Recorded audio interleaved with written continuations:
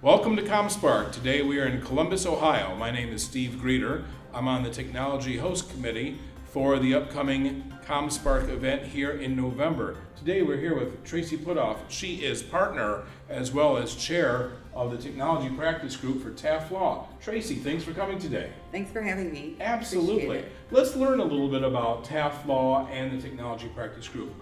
How are you involved? So we formed the Tech Practice Group a number of years ago, sort of in response to our clients' needs, and we wanted to make sure that we had an interdisciplinary group of individuals all serving this particular type of client.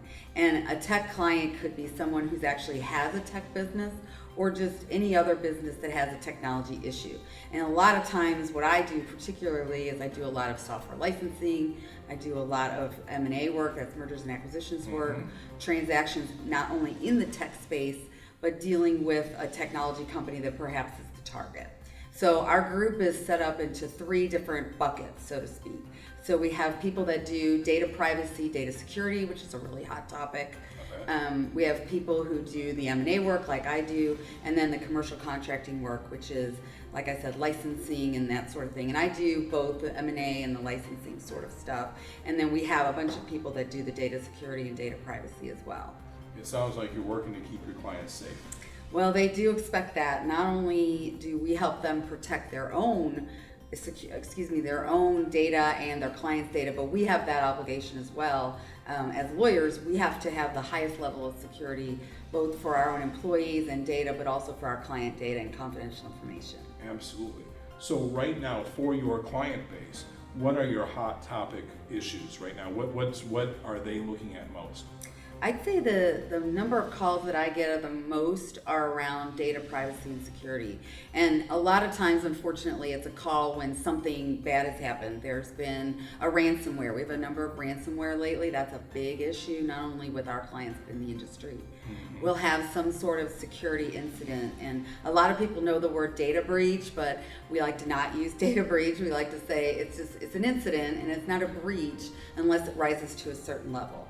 And so they oftentimes will call out sort of with a 911 call, so to speak, saying, hey, we've got this really problem, we have an intrusion, something's happened, what do we do?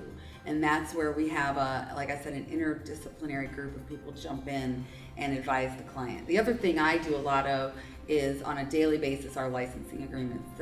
Pretty much every company now is going to have software, and they're going to be licensing it, either third-party software or they're going to have some kind of proprietary software developed for them, either in-house or through a third party. So I do that a lot. I get those calls weekly, probably. I will say this, that there isn't a conversation that we don't have every single day that deals with ransomware. I know, it's crazy and scary. It was just in the news that there was an entity that was shut down for a week.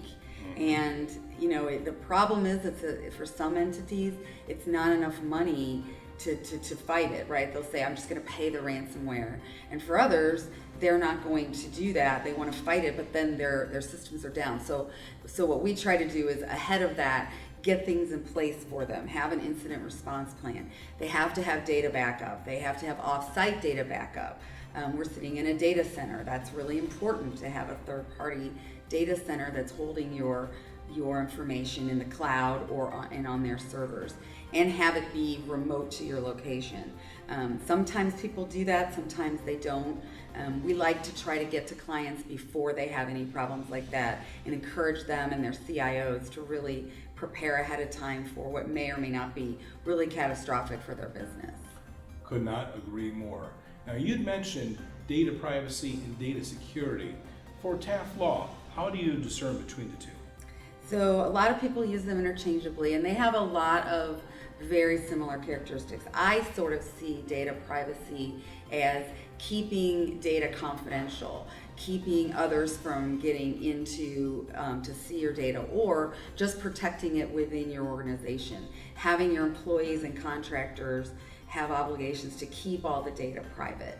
And data security feeds into that, because one of the ways that you protect data and protect people's privacy and people's private information is through all your security. So data security is really what I was just saying, having physical backup plans, having user IDs and passwords with 2-factor authorizations.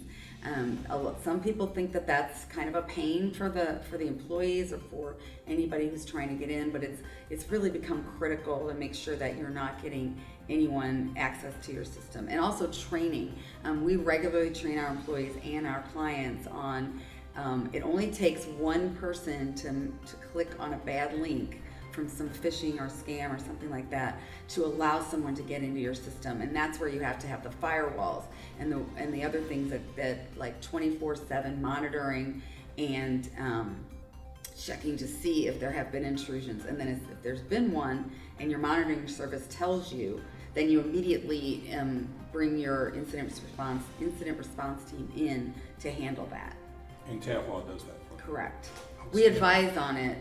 We have our own third-party monitoring systems. We don't monitor for our clients, but we advise them on the incident response plan, which is something that we really encourage you to put in upfront as soon as you can, to have a group of people who are aware of what we have, and your lawyers should be one of them, because they're going to be able to advise you on, is this something where you have to notify third parties of a data breach? Has there actually been a breach? Has any data been compromised? Because a lot of times people get in, but that they can't get anything out, and that's something that your third party vendor can help you determine what's happened, what's been taken, if anything.